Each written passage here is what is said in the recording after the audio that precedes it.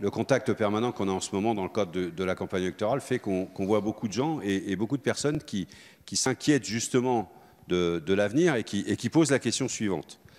Est-ce que, avec le nouveau calcul, que l'on ait travaillé toute une vie de manière acharnée, avec un petit salaire, avec parfois le SMIC, avec parfois des emplois à temps partiel, avec tout ça, est-ce qu'au bout du bout, on touchera la même chose ou pas qu'une personne qui n'aura pas travaillé?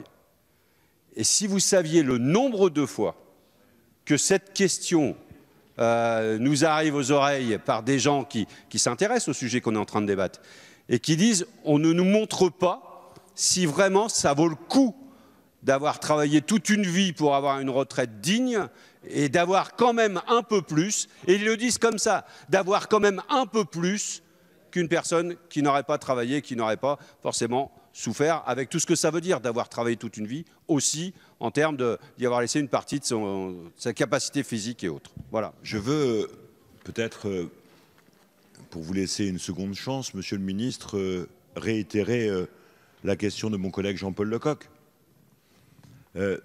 Nous avons, je pense pouvoir le dire pour Jean-Paul aussi, grandi avec une éducation où la valeur travail a du sens, où le travail bien fait a du sens.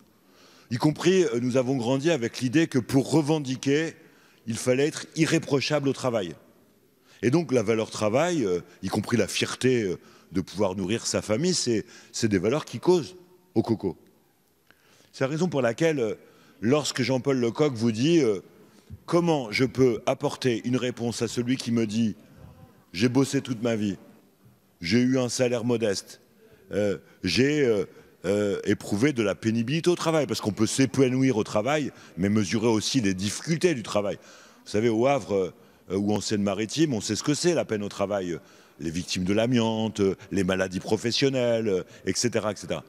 Comment celui qui a bossé toute sa vie, on le rassure sur le fait qu'en ayant bossé toute sa vie, il va avoir une pension, j'allais dire,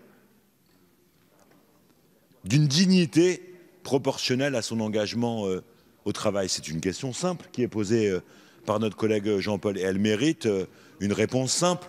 Oui ou non, pouvons-nous le rassurer et comment pouvons-nous le rassurer? Je me permets donc de la réitérer.